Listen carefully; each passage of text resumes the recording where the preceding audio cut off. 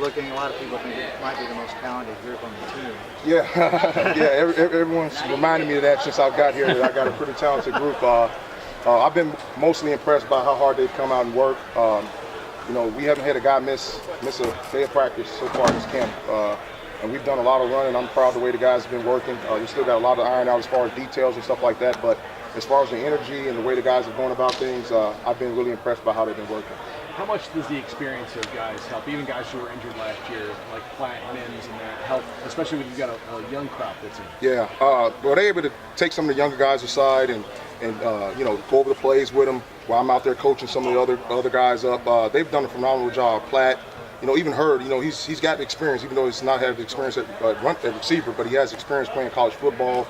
Mims, those guys are able to grab the young guys on their wing, keep them extra after practice, just showing them how to be a pro. And they've done a good job with that. How is Hurd handling the transition from being a running back to now being a pure wideout? If you go out there and look at him, you wouldn't have thought he would play running back for 2 years before he got here. He looks as natural as I've seen a guy look at receiver. He catches the ball well. He runs good routes. Obviously, there's little things that he needs to work on as far as some of the details that he wouldn't know as of yet, but he's done as best as I've seen somebody do, making the transition from one position to the next. How do you feel the quarterbacks come along with the chemistry with the receiver? It seems like that's maybe one of the most difficult things to build is quarterback-receiver chemistry. Well, they've stayed after practice, throwing balls after practice. I think, to me, that's the best way you can do it. You can stay after practice, kind of get some of the nuances that each guy is good at, what routes guys good at. Hey, this is what I'm thinking on a certain route. And then just getting the live reps with each other. I've been rolling the groups in there, so each quarterback has got a feel for each guy, and you just got to keep rolling and keep trying to figure each guy out and what he's good at. How good do you feel about your depth? If one guy goes down this season, so you could just plug another guy right in and he won't miss a beat. Yeah, the best thing about my group is that we're so deep. It brings competition for the guys. Everybody's like, hey, the guy behind me is just as good as I am, so I got to go out there every day and grind and practice and be elite. And so these guys have done that, and the guys behind them have been able to push these guys, and I feel really good about the next guy being able to step up and go in and play if we need him to. Does Chris Platt look like he's all the way back from his yeah. knee injury? Yeah. He's out there, he's diving for balls. Everybody's gasping every time he jumps up and does that, but the kid's out there playing his butt off. He don't want to come off the field. I'm trying to kick him off the field. He don't want to come off. So he's locked in, he's energized, he's ready to go. If depth is the best part about your group, is the second best part speed? Because you got some elite speed in that room. Yeah, I got some guys that can run. When I got here, they said Texas has some fast guys. I got some fast guys, and so they can run, they can take the top off the coverage, and they're going to be able to create mismatches by how fast they're able to get the defenders to back up, and so all my guys can run, which is a good thing. Coach Rule has said before that he wants to get back to the deep ball that Baylor's been so successful with. How much easier does that make it to motivate these guys, knowing that they can have good playability? Well, we've been talking a lot about just our toxic differential, just explosive plays. So the guys have bought into it. They understand that, hey, every time we get an explosive play, it's a positive thing for our offense and for our team. So, everybody loves deep balls. Everybody loves big plays, and so we're going to try to put them out there and let these guys go run and go make some plays. You didn't have J-Rad in the spring. What have you seen from him, and how has he kind of transitioned back in? He's gotten better every single practice. He was a little bit out of shape, a little bit overweight, but as training camp is going on, and I just talked to him today. I said, hey, man, you've been making great strides the last 3 or 4 days, and he's, you can see his body starting to get back to what it was before he left, and he's jumping up, snatching the ball. He's doing the things that we thought he could be able to do if he was here in the spring. And so he's starting to develop into a guy that you trust going out there to make plays for you. Do you trust guys that now can play maybe different positions in the wide receiver slot, outside, different things? Yeah, just the way we do things offensively. We don't tell a guy, hey, you play in a specific position.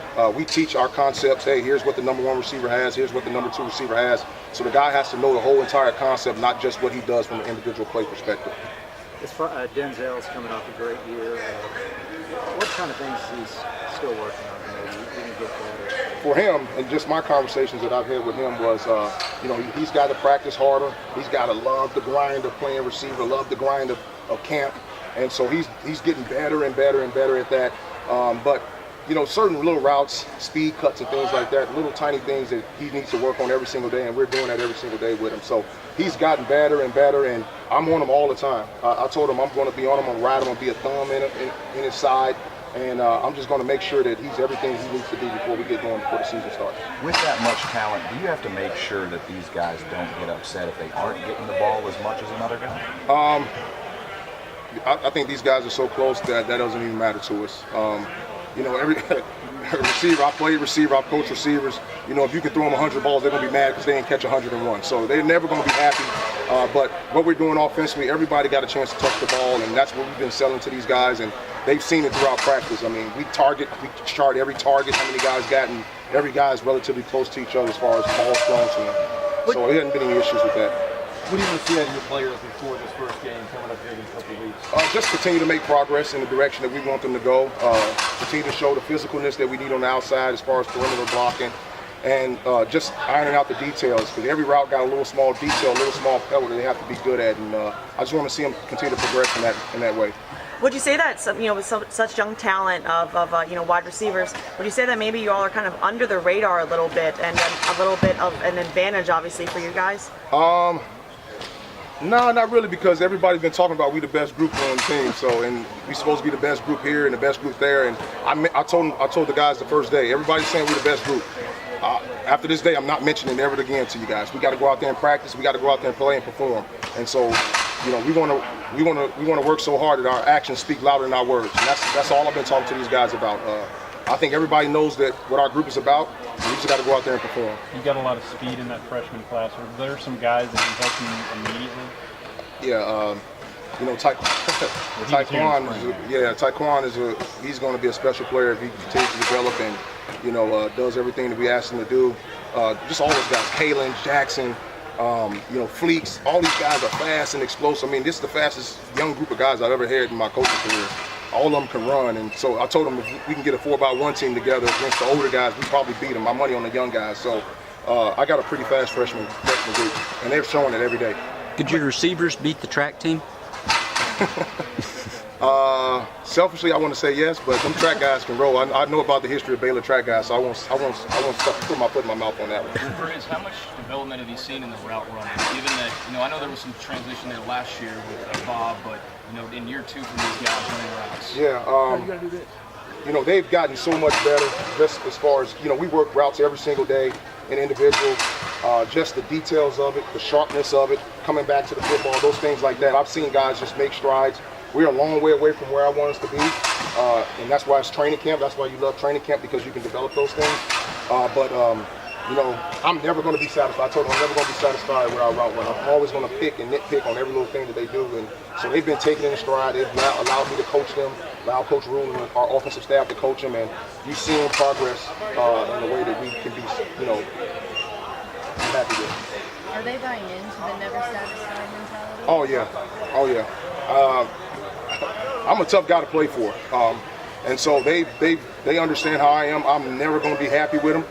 I told them, even if you make a great play, I'm always find something that you can do better on it. And so they bought into it. When they make a great play, I sure don't feel like, Coach, I could have did this. They're starting to buy into the language and speak the language even before I have to. So that to me, that means we're making progress, and the guys not being satisfied with what they're doing. Being with Matt before, does that help? Maybe is it less of a transition for you this year? Oh yeah, I understand what he wants, what his expectations are for not only our offense, not only our team, but for my position group. I know he wants them to be physical, he wants them to be tough, and so when I came in that room, that's what I preached to those guys, and they understood what I meant by that. What kind of battles have you seen between your receivers and the secondary guys?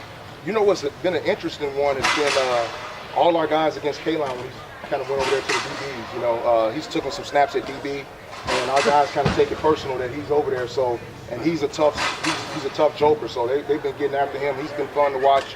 Graylin against all our guys. Him and Mims, they battle it out. They be talking some trash. So I love it. Me and Fran are we two competitive people. So we get into it ourselves, and it's been fun to watch those guys get after it.